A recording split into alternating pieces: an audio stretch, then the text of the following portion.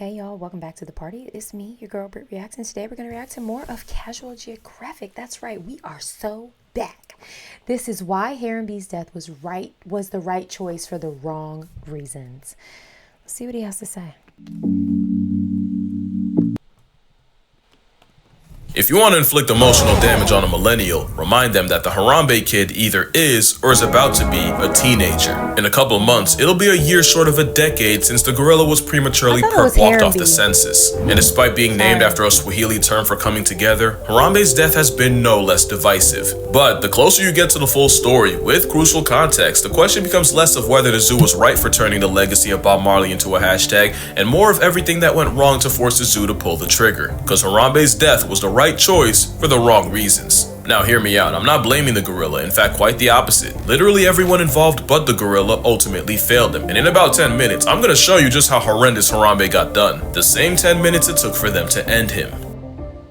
He's so right. As a millennial, like, I will never, like, this was such a big thing, and I don't know why. In 2016, let's see, hold on, I graduated high school in 2006. So 10 years later, yeah, I was like 26, 27. I was 27. I was 27.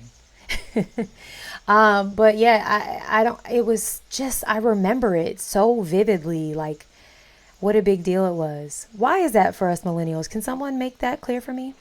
I'm not sure I even know why it matters so much. Harambe got done. The same 10 minutes it took for them to end him. Right. Get it together.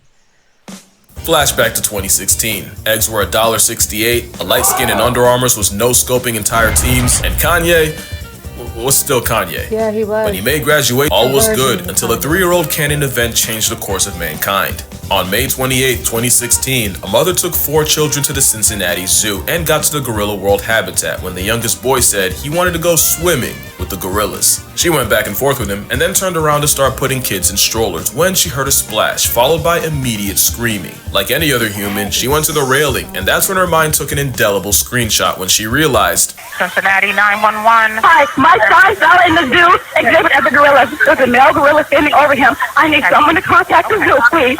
He's dragging my son. I can't watch this. In an unfortunate case of free will, the 3-year-old climbed the 3-foot fence, army crawled through 4 feet of bush, and before anyone could grab him and save the timeline, he fell 15 feet straight into the gorilla mode, where he was confronted by 450 pounds of adult primate. Harambe didn't seem especially aggressive, but watching him ragdoll the toddler likely took years off his mother's life. No one could say what was going through the gorilla's mind at the time, but we know what went last, because at about 4:10 p.m., about 10 minutes after the boy fell in, a member of the Cincinnati Zoo Dangerous Animal Response Team life-retired Harambe with a bullet to the head. I can't imagine, like, the workers at the zoo who had been, like, who knew this animal and had to witness that. It was mortifying watching that little boy get swung around in the water, especially, like, it was mortifying. It was mortifying just watching that back, but, like, that he was just minding his business. I don't know. I mean, if I were the mother, I would want anything to be done to save my child. I am not saying she was wrong, but it just is sad because he's a life too. Oh. Cincinnati Zoo Dangerous Animal Response Team life-retired Harambe with a bullet to the head. And life as we knew it was never the same. The slain simian was mourned by millions and memed by even more, to the point where there are people who use their right to vote on the corpse of a Kennedy gorilla, and that is the most political statement that will ever come out of this channel. But before we can judge what had to be an impossible decision, it's only fair to look at every angle, starting with the nature of gorillas. Gorillas aren't the menaces to society and skyscrapers we thought they were. Male gorillas are way more child-friendly than the average orang and chimpanzee. It's been said that the males that babysit more are considered more attractive to a tribe of hairy women. That's how they got their name. And being good with kids is more of a turn-on. Considered more attractive to a tribe of hairy women. That's how they got their name. The term gorilla originates from the ancient Greek word gorillae, meaning tribe of hairy women described by the... That's crazy. I'm not going to continue to try to pronounce those words. Judge somebody else. And being good with kids is more of a turn on than size, strength, or status. It's proven that guy gorillas on daycare duty will have 5 times as many children as those that avoid it, which is probably why they fight so hard for custody. You've never seen a gorilla hit the burners like that. But gorillas don't need Maury. They'll even step up for children that aren't theirs. A couple years back, the alpha gorilla of a group in Rwanda got sick, and since in sickness and in health is a human construct, the 4 gorillas of the group left, abandoning not just their baby daddy, but their progeny as well. With the infants barely old enough to feed themselves, it should have been curtains. But this story had a plot twist. The sick male had a brother, Kubaha, and Unc stepped up and looked after them. They'd sleep in his nest, treat him like a literal jungle gym, and he single-handedly kept the next generation up. And Kubaha wasn't an anomaly. In 53 years of gorilla research, it's proven that orphan mountain gorillas that lose their mothers early on don't have a greater risk of becoming a statistic because the males will often step in. Not only did a different study show the exact opposite happens to baby chimps, monkeys, and baboons that get the Bambi treatment, even if they do survive, they inherit 0 social rank and virtually no chance at having children. It's the same story for animals like elephants, orcas, and hyenas. Being motherless is social cyanide, but not gorillas. Having one mom short of a full house, oof, has 0 effect on their social status, and it's believed that since mama gorillas often dip out before their babies mature, the males have evolved to cushion the blow. Plus, with chimpanzees murking monkeys, bush babies, that's a bush baby, and even doikers for food, and even the good vibes tree hippie known to turn lorises into lunch meat, gorillas pretty much being knuckle-walking lawnmowers probably doesnn't hurt Harambe's case. Gorillas go out of their way to avoid conflict, and you really won't see them beating on something weaker than they are, unless they did something to deserve it. But there's I have got to unlearn what I feel I know about gorillas, and I'm not even sure I know that much, but I think in my mind I think that they are big and scary. They avoid confrontation. They could be friends with my husband. That was a good one, and you know it. There's always a but. The rules of nature often change when you're talking about captivity. A wild orca has apparently never depulsed a person, but those confined to a glorified fishbowl have a body count.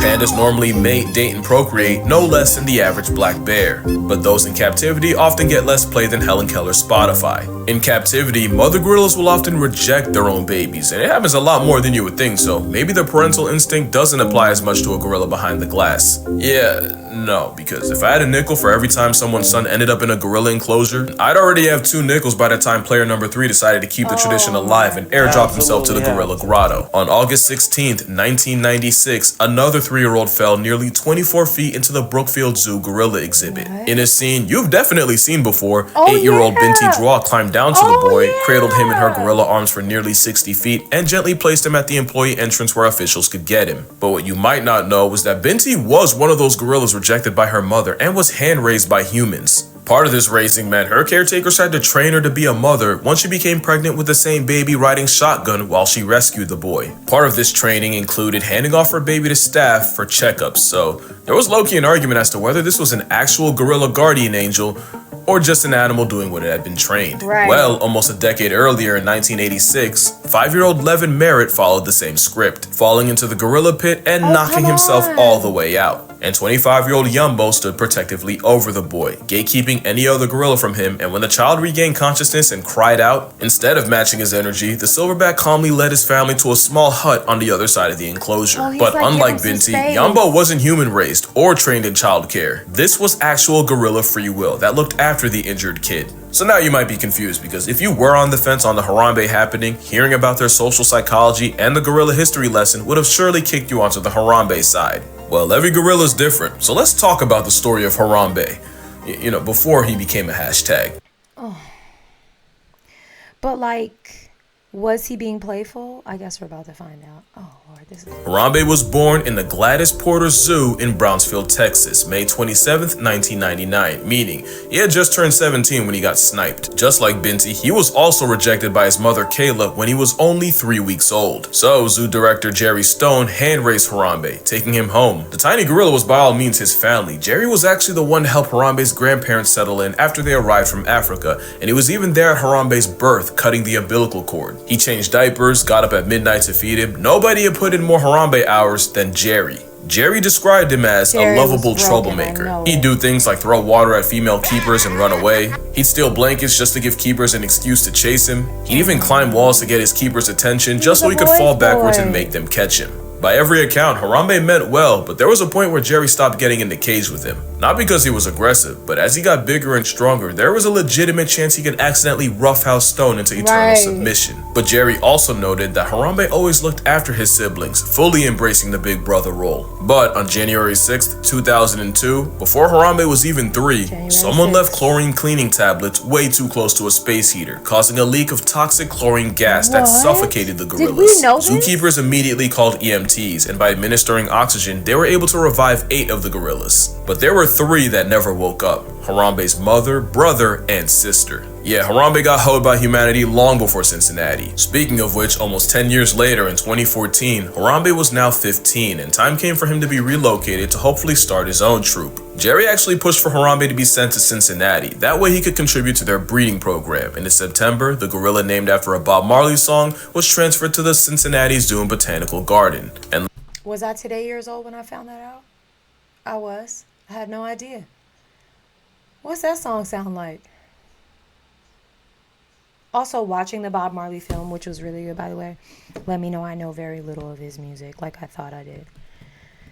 Am I ashamed? A little. Should you judge me? Judge your mama.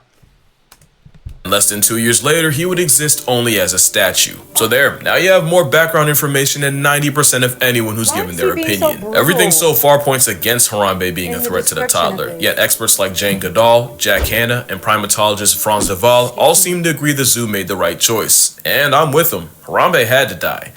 But why? Basically, it was the best of a bad situation. A lot of people say tranquilizers, but tranks don't work the same way they do on TV. It can take 10 minutes to take effect, even longer when the animals turned up. There was a story of 2 polar bears wandering too close to town in Churchill, Manitoba, and the first bear was slept and put in polar bear jail. Yes. But the second bear had no reaction to the same trank. If anything, it probably made him mad. But the real reason tranquilizing wasn't an option. This is Cha-Cha the chimp. Cha-Cha went full Caesar and escaped the Yagiyama Zoo in Japan, and I want you to see what happened the moment he got darted.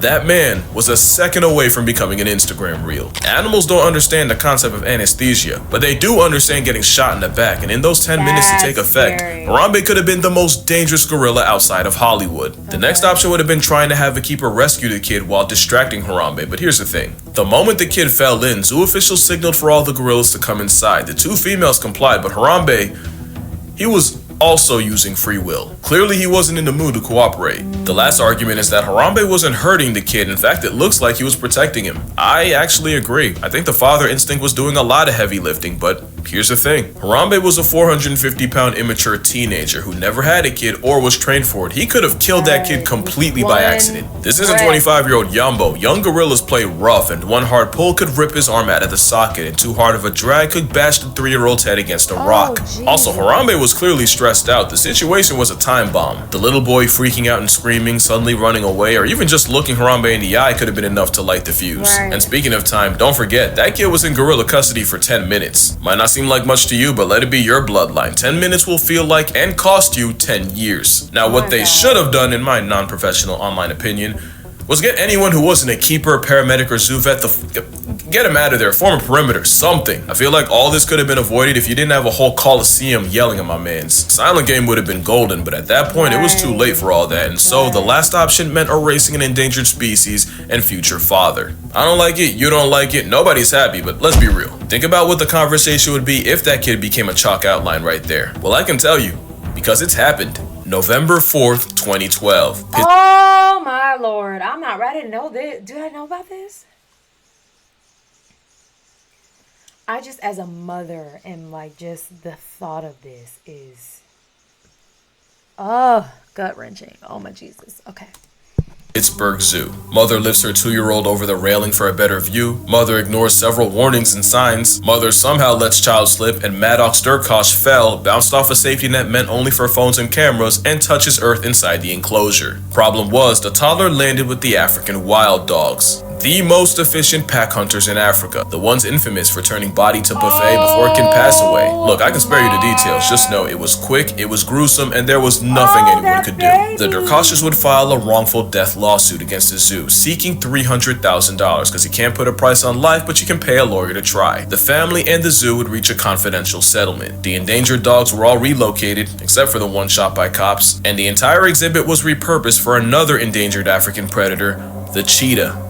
You know, for the longest, I thought the zoo got screwed, but what I never knew was that in May of the same year, some of the same wild dogs dug out of their den and got the entire zoo put on lockdown. And as early as 2007, a member of the zoo safety committee explicitly warned of guests dangling children over the exhibit opening and advised them to install plexiglass to cover it. But no changes were made until a kid got eviscerated 5 years later. Now, don't think I'm letting the mom off. I got a lot of thoughts, and they're all explicit. But the zoo was liable and negligent, and it cost them and the dogs, even though common sense would have saved the day. But common sense would have been a godsend on Christmas Day 2007, San Francisco Zoo. Look, we've all heard the story of Tatiana the venge-lusting tiger, so here's what we know. 3 guys, 17-year-old Carlos Sousa Jr. and the 19 and 23-year-old Dullywell brothers taunted a Siberian tiger. Pine cones and sticks were like 19 and 20. 19 and 20. There aren't 19 and 20 in these photos. There's no way. They maybe were born in 19 and 20, not 19 and 20.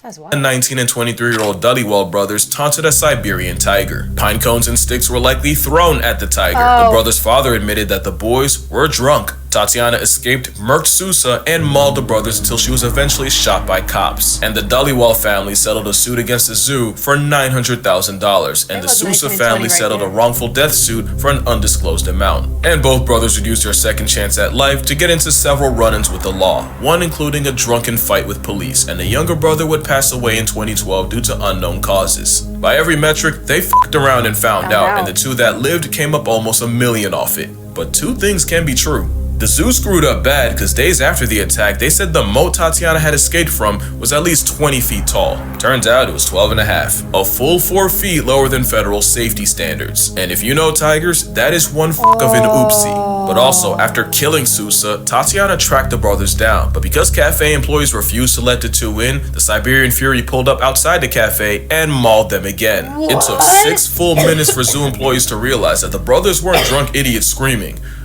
They were drunk idiots screaming, but not lying about a tiger John Wicking them. And because the zoo was under a Code 1 lockdown, it took another 5 minutes for zoo security to let police and fire units in. Those extra 10 minutes mean a lot when you're actively getting turned out by a tiger. And it probably would have saved Sousa's life. 2 things can be true. Tweedledee, Dim, and Dumbass pissed off an apex predator and earned themselves a nomination for a Darwin Award while getting an endangered species past tense in the process. But the zoo was also painfully negligent in every aspect, especially since just a year before, keeper Lori Cummagen was mauled by the same tiger while feeding her through the enclosure's grill, and Tatiana's temper tore the skin off her arm, resulting in several surgeries, skin grafts, and California OSHA fining the zoo for safety violations. Lori would also sue and would also settle for an undisclosed amount. And after Tatiana's final act, the zoo would raise the barrier from 12 and a half to 19 feet. So you see, the zoo and Harambe were screwed the moment someone spawned into his enclosure. And really, Harambe was dead the moment he chose free will. In fact, if that child would have died, Harambe certainly would have been past tensed, all the gorillas might have been packed out, and the zoo would have been sued beyond oblivion. The zoo would modify Gorilla World by raising the outer barrier and loading up on netting and fencing, but the real victims here were Harambe, the child, and gorillas as a whole. And as much as I want to dump on the mom, well, the internet's kind of done that already, but kids are walking kamikazes. Not excusing it. Yeah, in this case, it wasn't like the mother who lifted him up and looked into the thing. Like, she had multiple children.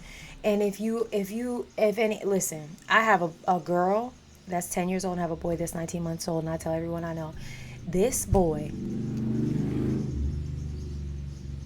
thank you so much. This boy is so different from my daughter. He's fearless. He's fast. He's crazy. He's Donnie from the Wild Thornberrys. Okay, we call him Wreck-It Ralph. He's out of control, and he's not even 2 years old yet. And I can imagine with 3 other children, likely of small age, like he just moved too fast.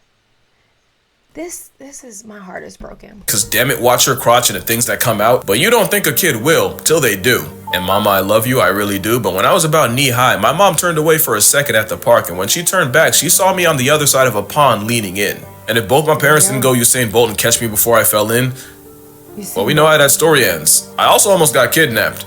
And I only say that now because my mother never lets me forget it. But yeah, that's gonna do it. Drink water, hug your mother, hold your kids. They're stupid. Rest in primate Harambe, and I'ma see y'all in the next one. This was sad. I have been waiting for this day, and it has finally arrived. We have the winner of our contest. It's the Naming the Baby with the Gladys Porter Zoo, and it's the baby gorilla. And we've got the baby gorilla right there. Dan, that's the child you just named. There's Harambe. Harambe is her name. Once again, what does it mean again? It means pulling together, coming together, sharing and caring about one another. And what is that, like Swahili? It's a Swahili word, yeah. Oh, wow. This is so fantastic. Oh, rest in peace. The sun is out and people don't know how to act outside. That's all I'm going to say. That was sad. Rest in peace. All right, well, go and have the day you deserve, everybody.